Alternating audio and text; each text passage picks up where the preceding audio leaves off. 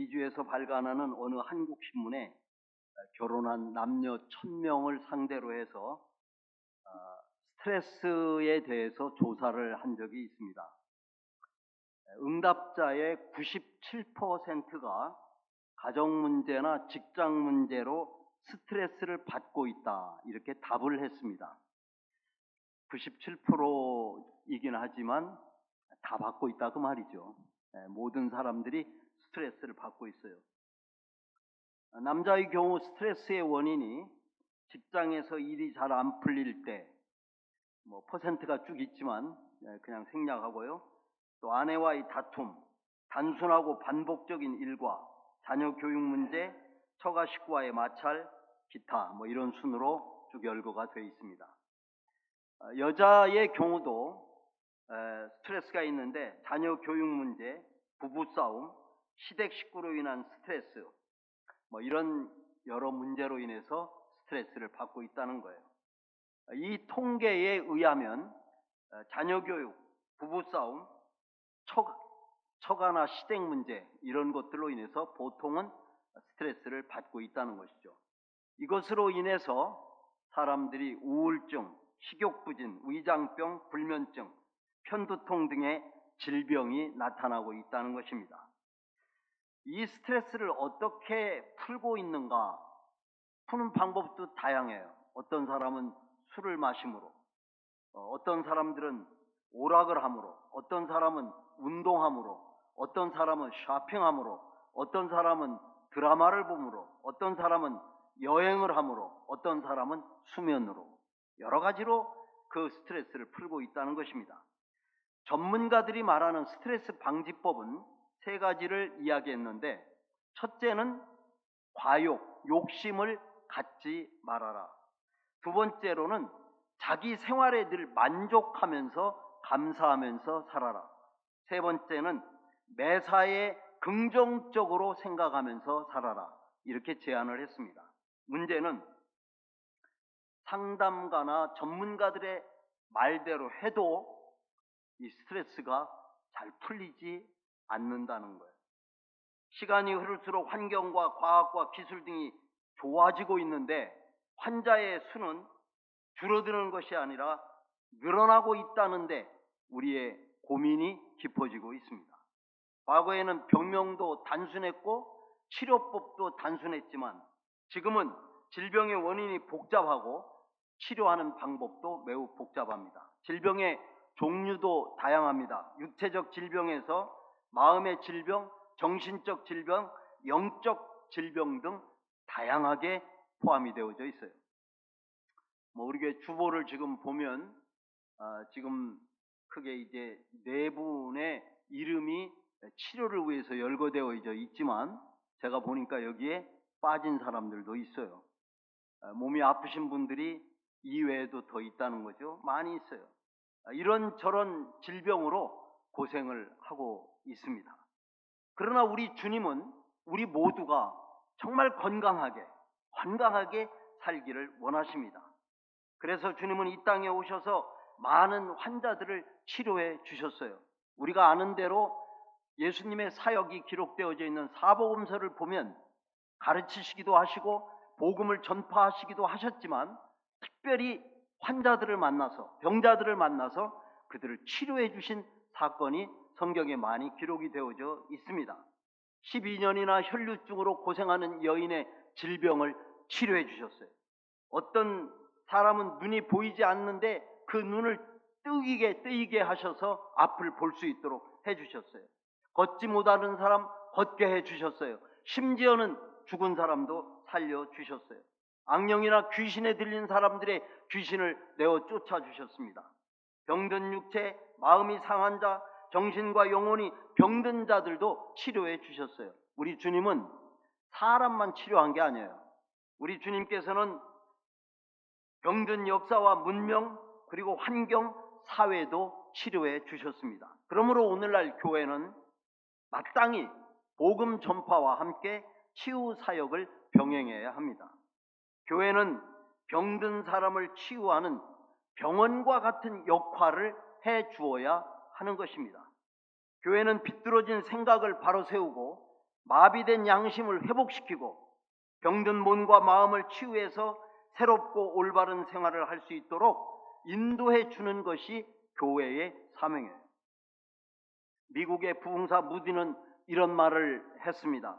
교회가 세상의 부정과 부패, 어둠과 죄악을 막지 못하면 부패한 사회가 교회를 병들게 할 것이다. 여러분, 어느 민족, 어느 사회, 어느 조직이나 격리 현상이 있지만 이민 사회는 고국을 떠남으로 발생하는 문화의 충격과 문화의 이질성이나 특수성 때문에 고국에 사는 사람들보다 더 많은 스트레스를 우리가 받고 있습니다. 어떤 사람들은 남편 때문에, 어떤 사람들은 아내 때문에, 어떤 사람들은 자녀 때문에, 어떤 사람들은 물질 때문에, 어떤 사람은 질병 때문에 이런저런 문제로 스트레스를 받고 있어요. 병이 들어 있습니다. 우리 삶을 보면 머리끝부터 발끝까지 병이 들어 있어요. 그래서 우리는 다 치료가 필요하다는 것이죠.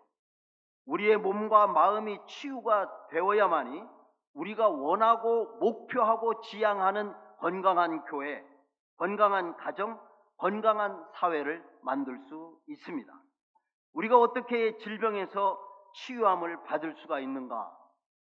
그 중에 가장 중요한 것은요, 하나님의 말씀이에요. 저가 시편 107편 20절을 보면 저가 그랬어요. 하나님께서 그 말이에요. 저가 그의 말씀을 보내어 그들을 고치시고 위험한 지경에서 건지시는 도다. 여러분, 하나님의 말씀은 우리의 질병을 치료하는 능력이 있다는 거예요. 어떤 사람들은 사실 하나님께서 우리에게 이 병에 맞는 치료약들을 이 산속에 많이 심어둔 것 같아요. 그래서 산을 이제 헤매면서 산속에서 그 약들을, 약재라고 그러죠. 그런 것을 이제 찾고 캐내고 그 다음에 팔고 그런 사람들이 있어요. 근데 여러분, 멀리 산에까지 갈 거 없어요. 하나님의 말씀은 보약 중에 보약이고, 하나님의 말씀은 하나님이 보내셨다니까요. 뭐를? 말씀을. 왜? 우리의 치료를 위해서. 이 말씀을 우리가 믿으셔야 돼요. 아, 그렇구나. 우리의 치료를 위해서 말씀을 보내주셨구나. 하나님의 말씀은 치료의 능력이 있습니다. 치료약에. 이 아침 하나님의 말씀을 듣는 여러분 모두가, 특히 몸이 아프신 분들이 말씀으로 치유되는 은혜가 있기를 주의 이름으로 축원합니다. 먼저 우리가 치료해야 될 것은 무엇을 치료해야 되냐면 마음을 치료하셔야 돼요. 마음의 질병. 왜냐하면 많은 경우 육체의 질병은 마음에서 오기 때문에 그렇습니다. 자, 우리의 마음을 병들게 하는 것, 주보에 이미 나와 있습니다만은 이것만 있는 것은 물론 아니에요. 그렇지만 중요한 몇 가지. 우리의 마음을 아프게 하고 우리의 마음을 병들게 하는 것. 첫 번째가 뭐냐면 갈등입니다. 갈등이에요. 덴마크의 철학자 키에르 케고르는 사람은 죽는 날까지 이것이냐 저것이냐의 문제로 갈등을 겪으면서 살아간다고 했습니다. 인간은 여러분 누구나가 다 갈등 속에 살아가고 있어요. 어느 정도의 갈등은 건강에 도움이 될 수도 있지만 지나친 갈등은 우리의 건강을 해칩니다. 정서적 불안, 불면증, 노이로제, 정신적 질환, 이런 것들이 바로 스트레스를 통해서, 갈등을 통해서 오게 된다는 거죠. 그러므로 갈등을 우리가 완전히 없애면서 혹은 우리가 살아가면서 스트레스를 하나도 받지 않고 살아갈 수 있는 사람은 아무도 없어요. 그러나 우리가 그것을 최소화하는 게 중요합니다. 여러분, 왜 우리에게는 갈등이 생기는가? 현실적인, 세상적인 눈에 보이는 것에 너무 집착하면 갈등이 생겨요. 특별히 자신은 절대 손해를 안 보겠다라든가 남을 위해서 양보할 수 없는 사람은 갈등이 더 심해요. 갈등이 심합니다. 모든 일에 계산을 해야 되고 모든 일에 손익을 따져봐야 되고, 이러니까 그게 다 갈등이 되는 거예요. 작은 집에 사는 것도 갈등이고, 많은 것을 소유하지 못한 것도 갈등이고, 남처럼 되지 못한 것도 갈등이고, 내 마음대로 내 뜻대로 내가 원하는 대로 되지 못할 때도 갈등이 생겨요. 이런저런 갈등은 결국은 우리의 마음에 병을 가져다 준다는 거예요. 자, 그러면 우리가 어떻게 이 갈등을 이길 수가 있는가? 그것은요, 한마디로 말하면 내가 원하는 쪽을 따라가지 말고 하나님을 신뢰함으로 하나님이 기뻐하시는 쪽을 따라가시면 돼요. 다시 얘기합니다. 내가 원하는 쪽을 따라가지 말고 포기하고 하나님을 신뢰하시고 믿으세요. 하나님을 믿으세요. 하나님을 신뢰하시고 하나님이 기뻐하시는 쪽을 따라가시면 됩니다. 그러면 우리의 갈등을 줄일 수가 있어요. 여러분, 성경에 이 갈등 때문에 고민한 사람들이 많이 나와 있어요. 대표적인 사람이 누구냐? 창세기 13장에 나오는 아브라함이에요. 자, 아브라함과 조카 롯과의 갈등이죠. 원인은 하나님이 복을 주셔서 그들이 물질이 풍부해졌어요. 가축도, 금도, 은도. 자, 이제 이 물질을 관리하는 문제로 인해서, 그리고 그들의 가축이 많아짐으로 목초지를 차지하는 이 문제로 인해서 아브라함의 목자와 조카 롯의 목자가 좋은 목초지를 차지하기 위해서 서로 다툰 거예요. 그러면서 갈등이 생긴 거예요. 갈등이 생기기 시작을 했어요. 이때 아브라함이 보여준 행동은 갈등을 해결하는 아주 좋은 예가 됩니다. 자, 아브라함은 조카 롯의 삼촌이에요.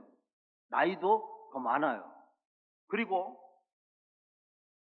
하나님께서 이 땅을 주시겠다고 약속을 할 때 조카 롯에게 약속한 게 아니에요. 누구에게 약속했어요? 아브라함에게 약속을 했어요. 자, 아브라함은 나이도 많고 또 하나님이 그렇게 약속해 주신 자이고, 또 여러 가지 면을 볼 때 모든 기득권은 누구에게 있어요? 아브라함에게 있는 거예요. 아브라함에게 있어요. 그러나 아브라함은 그것을 하나님을 신뢰하고 양보를 했어요. 성경에는 어떻게 표현되어 있냐면, 너가 좌하면 내가 우하고 너가 우하면 나는 좌하겠다. 이 얘기는 이제 양보를 했다 그 말이에요. 양보를 했어요. 롯, 너가 먼저 선택을 해라. 내가 양보를 하겠다. 예, 그렇게 했죠. 근데 아브라함이 무조건 양보를 한 게 아니에요. 무조건 한 것이 아니라 아브라함이 먼저 하나님을 생각했어요. 성경에는 그렇게 글자로 기록되어져 있지 않지만 아브라함은 처음부터 믿음으로 출발한 사람이에요. 무엇을 믿느냐? 하나님을 믿는 믿음. 그러니까 항상 그 마음속에 믿음이 있어요. 그리고 그 믿음이 하나님을 바라보고 하나님을 기쁘시게 하는 쪽으로 늘 생각을 하게 된 거예요. 자, 양보를 했습니다. 이때 하나님께서 누구에게? 아브라함에게 복을 주신 사건이 창세기 13장에 기록이 되어져 있어요. 조카 롯은 눈에 보이는 게 너무 좋아가지고 그것이 성경에는 에덴 동산 같고 애국가 같다고 그랬어요. 선택을 했지만 결국은 보지 못한 게 있어요. 그 땅은 소돔과 고모라 땅이에요. 하나님의 심판을 기다리고 있는 곳이었어요. 결국은 조카 롯에 대한 기사가 성경에 기록이 되어져 있는데 여기서는 생략하겠습니다. 자, 결론이 뭐냐? 이것이냐 저것이냐 하는 일들로 인해서 갈등이 생길 때 우리의 기준이 있어야 돼. 기준. 그 기준은 뭐냐면 하나님을 신뢰하고 하나님이 기뻐하시는 쪽으로 여러분 선택할 수 있기를 축복합니다. 그러면 내 마음속에 있는 갈등이 줄어들거나 혹은 사라지게 되는 것이에요. 그걸로 끝나는 게 아닙니다. 하나님께서는 반드시 그에게 복을 주시는 거예요. 그것을 우리는 아브라함의 경우에서 확인할 수 있습니다.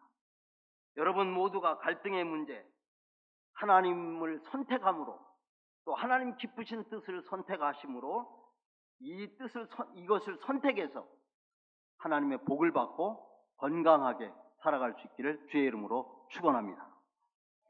자, 두 번째, 우리의 마음을 병들게 하는 것이 있어요. 그것은 미움이라고 하는 것입니다. 여러분, 미움이 커지면 마음의 병이 돼요. 우리가 사는 이 세상은 치열한 경쟁 사회입니다. 어디를 가도 경쟁이 없는 데가 없어요.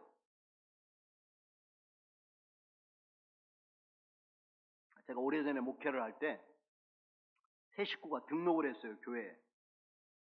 멀리서 그분들이 이제 교회를 찾아서 이제 오신 거예요.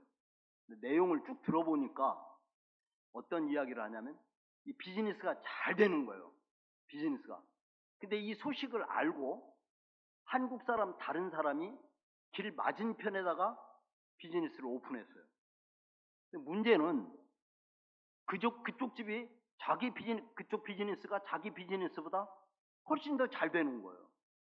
근데 자세히 보니까 그쪽에 가는 사람들이 다 자기 손님인 거야. 내 손님이 그쪽으로 가는 거예요. 근데 그 사람을 또 자주 만나야 되거든요. 이런 상황이에요, 스토리가. 그러니까 참 마음에 그냥 어떤 때는 분노도 생기고 어떤 때는 미움도 생긴다는 거예요. 그래서 결론 내린 게 이것을 떠나자. 이렇게 이제 결론을 내리고 이제 이 지역을 지금 찾기 위해서 오셨다가 교회를 참여하셨습니다. 여러분, 우리가 그 사람에 대해서 오랫동안 미움을 갖게 되면 병은 그 사람이 생기는 게 아니라 내가 생겨요. 내가 병이 생기는 거예요. 이거는요, 비즈니스만 그런 게 아니에요. 교회도 마찬가지예요. 제가 LA에서 1년을 살았는데, 교회끼리도 경쟁이 심하더라고요. 우리가 반드시 불신자들을 전도해야 되는데, 믿고 있는 사람들을 자기 교회로 인도하려고 하는 것이 많이 봤어요. 애를 쓰는 그런 교회를 본 적이 있어요. 여러분, 경쟁 사회 속에서 살다 보면 협력보다는 적대 관계가 되고 내가 이기고 잘 되기 위해서는 상대방이 뒤처져야 돼요. 반대로 남이 앞서면 내가 패배자가 된 기분입니다. 자, 그러다 보니까 사랑보다는 미움이, 협력보다는 다툼이, 이해보다는 오해가 증폭되어 가는 것입니다. 평안한 날이 없어요. 마음이 평안하질 않아요. 항상 불안하고 분노가 그치지 않습니다. 미움, 다툼, 시기, 질투가 우리 마음속에 있는 거예요. 밖에 있는 게 아니라 내 내면에 있어요. 내 안에 있어요. 그런데 이러한 미움, 다툼, 시기, 질투 이런 것들은 뭐냐? 죄예요, 죄. 죄는 우리에게 질병을 가져다 줍니다. 우리 안에 있는 이 마음의 감정을 치료하지 않으면 우리의 영혼에 막대한 손실을 가져옵니다. 그래서 우리가 말씀을 읽어도 말씀이 깨달아지지가 않아요. 말씀을 깨닫지 못하니까 영적으로 성숙하지 못하고 또한 더 나아가서 영혼이 평안하지 못하고 그 영혼이 기쁨이 없는 것이에요. 기도하면 기도가 막히는 것입니다. 하늘의 그 것, 영적인 것을 받아들이기가 매우 어렵습니다. 그렇게 되면 가정생활, 사회생활, 교회생활이 병들게 되어져 있어요. 그러므로 우리 믿는 사람은 기준이 있어야 됩니다. 남을 미워하는 게 아니라 남을 사랑을 품고 살아야 돼요. 특별히 용서하는 것이 매우 중요해요. 매우 중요합니다. 유대인이 어떤 한 사람이 2차 세계대전 때 독일군에게 말할 수 없는 고문과 폭행을 당했어요. 하루 이틀 당한 것도 아니고 오랫동안. 그러다 이제 전쟁이 끝나고 이분이 목회자가 됐어요. 목회자가 되었고 부흥회를 다니는데 어느 날 네덜란드에 가서 집회를 하게 됐어요. 집회를 다 끝나고 예배를 끝나고 나가서 이제 나가는 사람들을 한 사람 두 사람 인사를 하는데 이렇게 보니까 그 사람을 보는 순간 피가 거꾸로 머리끝까지 솟아오르는 거예요. 이러다가 내가 쓰러지겠다. 이런 상황이에요. 알고 보니까 그 앞에 있는 사람이 누구냐면 2차 세계대전 때 자기를 잡아가지고 가진 고문과 폭행을 했던 그 사람인 거예요. 그러니까 얼마나 자기도 모르게 그냥 순간적으로 그런 것이 발생을 한 거죠. 그런데 그 잠깐 사이에 하나님께서 그의 마음에 주신 것이 뭐냐면 이 사람을 용서하라. 하나님이 주시더라는 거예요. 마음을 주시더라는 거예요. 그래서 정말 자기는 용서할 수 없지만 하나님의 말씀을 듣고 그 사람을 용서했다는 이야기가 있습니다. 잠언에도 그런 말씀이 있어요. 잠언 말씀을 보면 미움은 마음을 병들게 하지만 사랑은 마음의 양약이 되느니라. 여러분, 이 말은 남을 미워해봤자 손해는 자기한테 돌아오고 자기의 마음이 병들게 된다고 하는 것입니다. 문제는 내가 미워하는 그 사람을 우리가 어떻게 그 사람을 용서하면서 살아갈 수가 있을까? 내 힘으로 안 돼요. 내 힘으로는 안 됩니다. 내 의지도 안 돼요. 우리가 하나님 말씀에 순종하는 길밖에 없어요. 자, 하나님의 말씀 띄어져 있는데 잠언 16장 7절 같이 한번 읽어봅시다. 시작. 사람의 행위가 여호와를 기쁘시게 하면 그 사람의 원수라도 그로 더불어 화목하게 하시느니라. 아멘. 그러니까 문제는 그 사람의 원수가 문제가 아니라는 거예요. 우리는 항상 다른 데를 쳐다보는데 그 원수를 쳐다보는데 그게 아니고 내 삶이 여호와를 기쁘시게 하면 그 사람이 원수라도 하나님께서 화목하게 하신다는 거예요. 여러분 그렇습니다. 이것은 이 문제만 해당이 되는 게 아니에요. 자녀들도 공부 안 하는 거, 야, 너 공부를 너무 네가 공부를 안 하는 것도 문제 있지만 그 이전에 문제가 있다는 거예요.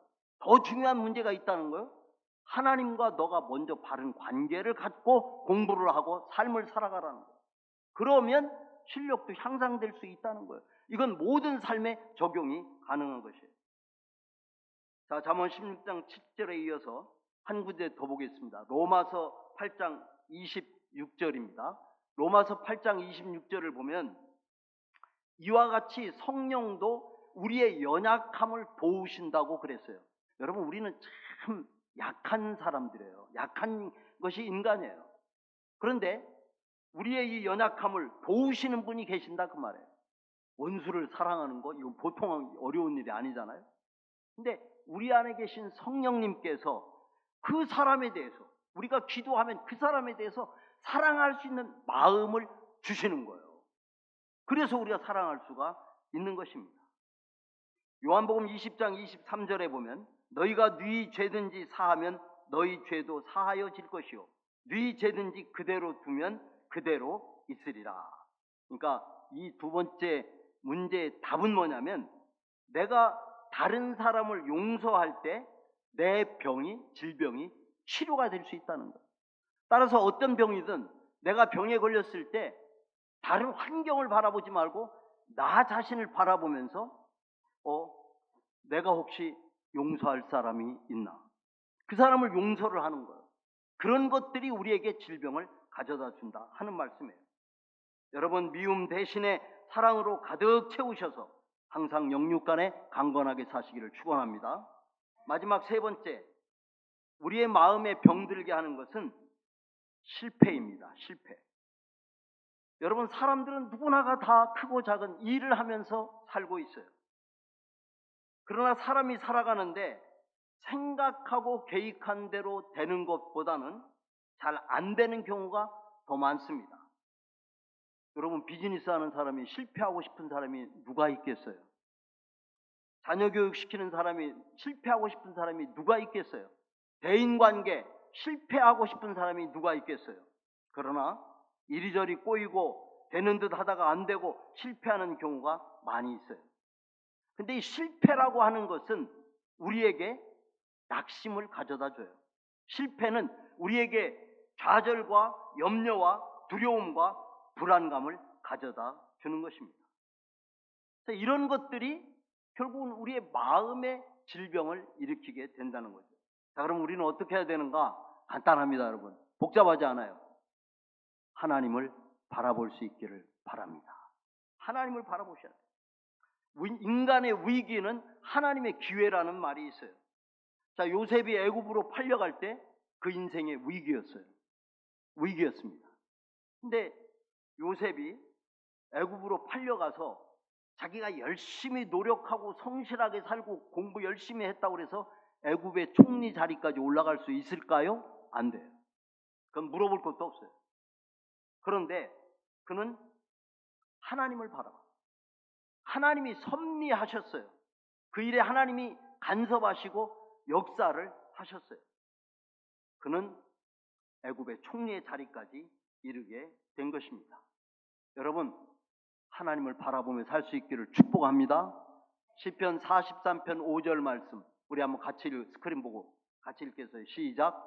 내 영혼아 내가 어찌하여 낙심하며 어찌하여 내 속에서 불안해하는가. 너는 하나님께 소망을 두라. 그가 나타나 도우심으로 말미암아 내 하나님을 찬송하리로다. 하나님은 어떤 분이시냐? 우리를 도우시는 분이라는 거예요. 하나님께 그러므로 소망을 두라. 하나님을 바라보라고 말씀하고 있습니다. 하나님은 여러분들을 도우시되 실패를 그리고 환난을 이길 수 있는 힘과 능력을 주시는 것입니다. 하나님을 의지함으로 실패를 이기시고 항상 건강하게 사시기를 축복합니다. 이것은 영적이고 정신적인 부분이에요. 근데 우리의 질병이 이런 정신적인 이런 질병만 있는 게 아니에요. 육체의 질병도 있습니다.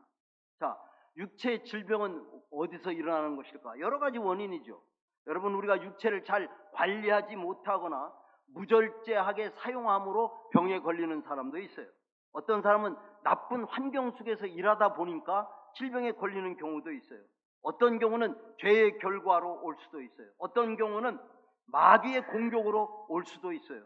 어떤 경우는 하나님의 영광을 위해서도 병이 올 수가 있어요. 자, 오늘 본문을 보니까 각색 병과 고통에 걸린 자, 귀신 들린 자, 간질하는 자, 중풍병자들이 나옵니다. 무신론자 실존주의 철학자인 사르트르는 인간은 인간의 힘만으로는 희망이 없다, 이렇게 단정을 했어요. 그렇지만은 성경은 예수 그리스도 안에서 길도 있고 출구도 있고 치료도 있다고 말씀하고 계십니다. 우리 주님은 우리의 영혼뿐만 아니라 병든 육체도 질병도 고치십니다. 마태복음 4장 23절에 보면 예수님께서는 모든 병과 약한 것을 고치셨다고 말씀하고 있어요. 여러분, 우리가 예수를 믿어서 구원받는다는 것은 단지 영혼의 구원만이 아니에요. 우리의 육체, 우리의 연약한 우리의 육체의 구원도 포함하고 있습니다. 자, 그러면 우리가 어떻게 육체적 질병을 치료받을 수가 있는가? 세 가지로 결론을 드릴 테니까 여러분들이 이 말씀을 잘 기억해 주시기 바랍니다. 첫째는 예수님께 나오셔야 돼요. 첫째는 뭐라고요? 예수님께 나오셔야 돼요.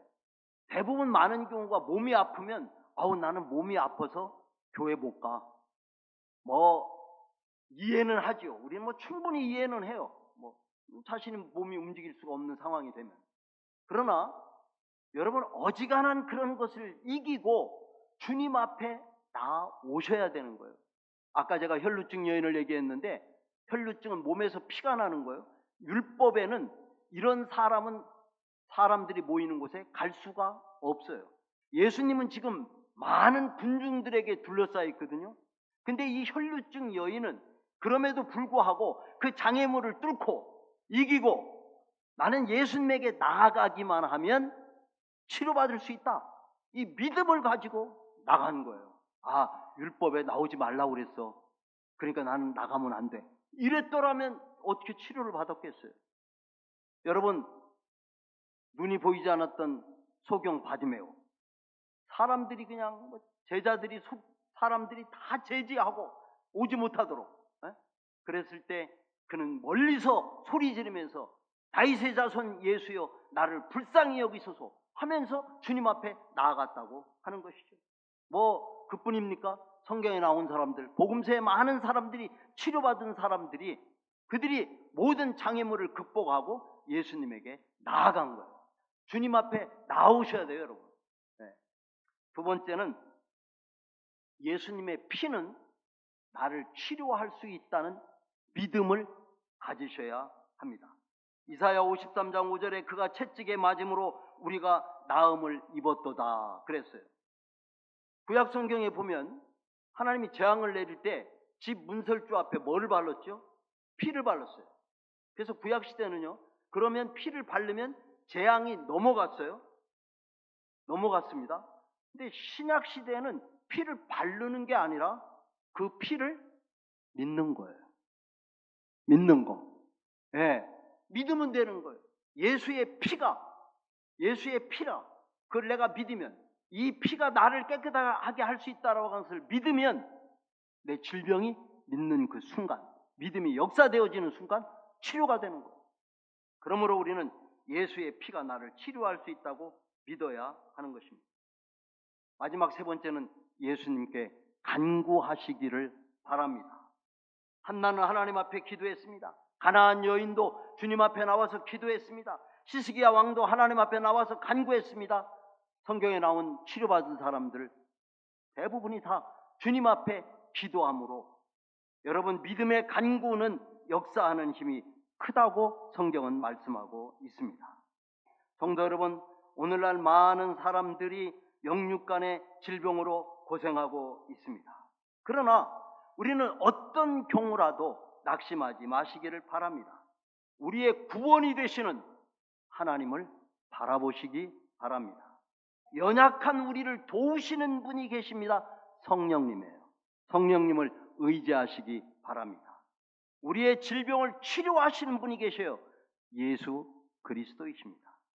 여러분 모두가 하나님을 바라보시고 성령님을 의지하시고 예수 그리스도 앞에 나와 간구하심으로 건강한 가운데 행복하게 사실 수 있기를 주님의 이름으로 축복합니다. 기도하겠습니다. 하나님 아버지, 우리가 거친 세상을 살면서 우리는 우리의 몸과 영혼이 병들었나이다. 우리를 치료해 주셔서 이 땅에 사는 동안 건강하게 살 수 있도록 축복해 주옵소서.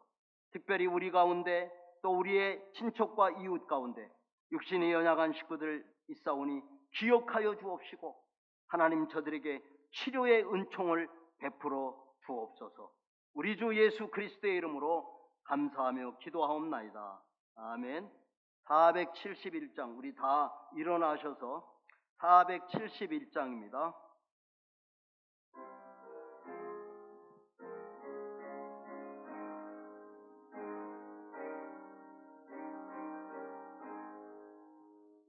주여 나의 병든 몸을 지금 고쳐 주소서. 모든 병을 고쳐주마 주 약속하셨네. 내가 지금 굳게 믿고 주님 앞에 구하오니 주여 크신 권능으로 곧 고쳐 주소서. 나의 주님 뜻이라면 나를 고쳐 주소서. 머리 위에 기름 붓고 날 고쳐 주소서.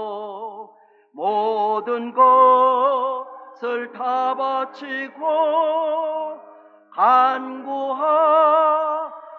나의 몸을 지금 주의 약속대로 곧 고쳐 주소서. 주를 위해 살겠으니 나를 고쳐 주소서. 내게 속한 모든 것은 다 주의 것이니 성령이여 강림하사 능력 있는 손을 펴서 나의 몸을 어루만져 곧 고쳐 주소서.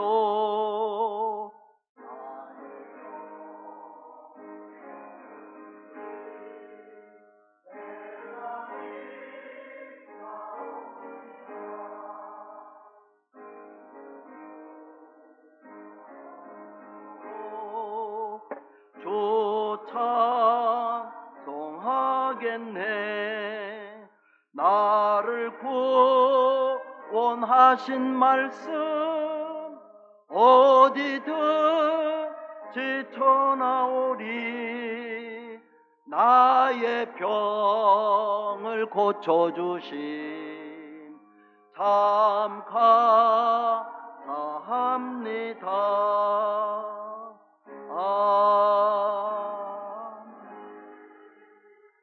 하나님 아버지, 너희 보물을 하늘에 쌓아두라 하신 말씀대로 오늘 시간 땅에서 저희들이 수고하고 애쓰고 하나님께서 주신 은혜로 수입한 이 물질을 구별하여 하나님 앞에 귀한 예물을 올려드립니다.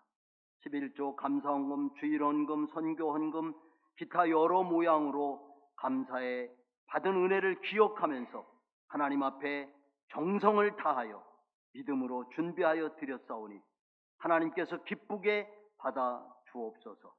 드린 손길을 기억하여 주시되 나의 하나님이 그리스도 예수 안에서 영광 가운데 너희 모든 쓸 것을 풍성하게 채우시리라.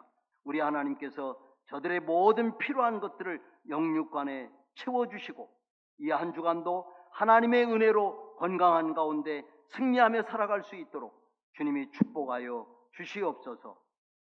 비싸옵고 감사를 드리며 지금은 우리 주 예수 그리스도의 은혜와 하나님 우리 아버지의 사랑하심과 성령의 교통하시고 충만케 하시는 역사하심이 여러 가지 삶의 어려운 환경 속에 지치고 아프고 병들었을 때 낙심하고 뒤로 가지 않고 예수님에게 나와 성령님을 의지하여 하나님의 도우심으로 강건함을 얻고 기쁨과 감사 속에서 승리하며 날마다 살기로 결단하는 사랑하는 주의 종들 심령 위에 이제로부터 영원토록 함께 있을지어다. 아멘.